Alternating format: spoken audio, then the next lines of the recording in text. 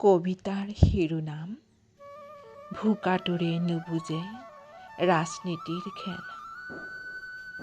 ভোক পিয়াহত যেতিয়া উৰুষা প্ৰজাবোৰে চিঞৰি চিঞৰি কান্দে, আশাবোৰে তেতিয়া দুচকুৰ পৰা গলি গলি শেষ হৈ গৈ থাকে প্ৰগলিত মমৰ শিখাৰ দৰে। ভোকত শোকত বা অসুখী জীৱনত যন্ত্ৰণা কাতৰ হৈ কান্দে ভোকাতুৰে। তথাপি জীৱনৰ লক্ষ্যত পিহা পিদি ঘূৰি ফুৰে মৰীচিকাৰ পিছে পিছে অমৃত সুধাপানৰ তৃষ্ণাৰে।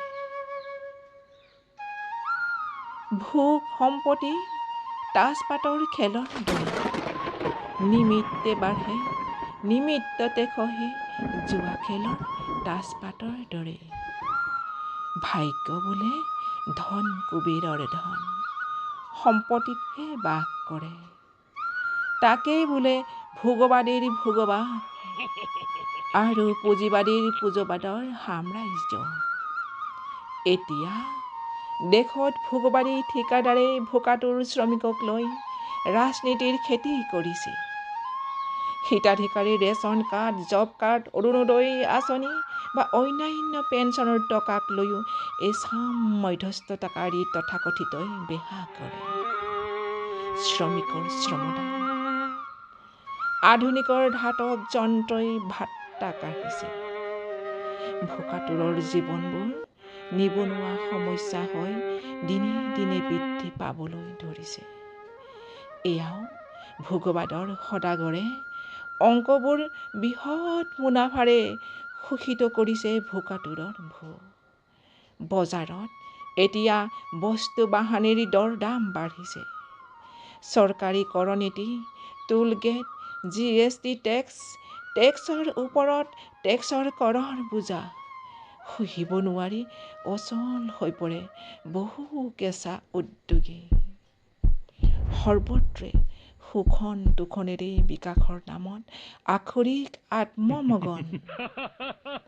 পথবোৰ 4 লেন, 3 লেন, 2 লেন বা উৰণীয়া সেতু নিৰ্মাণ কৰি ছুপাৰ মাৰ্কেট, নিউ মাৰ্কেট আদিৰ দৰে বহুমুখী বিকাশ। কিন্তু নাঙঠ শৰীৰৰ বুভুক্ষু খালী পেটৰ ভোকাতুৰে নুবুজে বিকাশৰ কথা। যদিহে পেটত জ্বলি থাকে ভোক পিয়াহৰ তাড়না। ভোটাৰ তালিকাত অন্তৰ্ভুক্ত থাকে ধনী দুখীয়া সকলো শ্ৰেণীৰে। হিতাধিকাৰীৰ আসনত স্থান নাপায় ভোকাতুৰ শ্ৰমিকে। কাৰণ আঁচনিখন ঢুকি পোৱাকৈ যে দিয়া লোৱাৰ বাবে মানিবেগ নাই। বৃহৎ বৃহৎ বিকাশৰ আঁচনিৰ বিজ্ঞাপনত যোগ্যতাৰ কথা কৈ চাকৰি নিয়োগৰ পৰীক্ষা লয়। যোগ্যতা সম্পন্ন টেট প্ৰাৰ্থীও যে ভিতৰি ভিতৰি দিয়া লোৱা নহলে অযোগ্য হৈ ৰয়। বিকাশ সাধনৰ নামত বহু ক্ষেত্ৰত হৈছে বোলে বিকাশ, কিন্তু এপদ দুপদকৈ বিক্ৰী গৈ আছে অসমৰ ৰাজহুৱা সম্পদ। ভোগৰ পথ সদাগৰৰ যোগ্য ভোগ্য বসুন্ধৰা বুজিকে নাপায় আমাৰ দেশৰ দুখীয়া প্ৰজা। তাৰ অজুহাততে গঢ়ি উঠে দেশৰ ভেটিত উঠি ৰজা। দিনৰ পোহৰত বিকাশ সাধনৰ কথাবোৰ ঠিকমতেই কয়, ৰাতিৰ অন্ধকাৰ নামি আহিলে হিতাধিকাৰীৰ আঁচনিবোৰ নিলাম হয়। খাটি খোৱা ভূমিপুত্ৰই বন কাটি মাটি চহাই ভূমিৰ স্বত্বাধিকাৰী হৈ পৰে ভোগৰ ভোগবাদী ৰজাঘৰীয়াই। ভূমিৰ পট্টাখন ঠিকমতে আছেনে দেউতা? PGR অথবা VGRত আছে নেকি আপোনাৰ ঘৰখন দেউতা? উচ্ছেদ অভিযান আৰম্ভ কৰিব পাৰে তথাকথিত সংগঠন আৰু তথাকথিত ৰাজনীতিৰ নেতা। ভাঙিব পাৰে বুলডজাৰেৰে আপোনাৰ মন্দিৰ, মছজিদ, গীৰ্জা অথবা আপোনাৰ উৰুষা পূজা। তাত গঢ়িব চৰকাৰৰ বৃহৎ ৰাজ অট্টালিকা,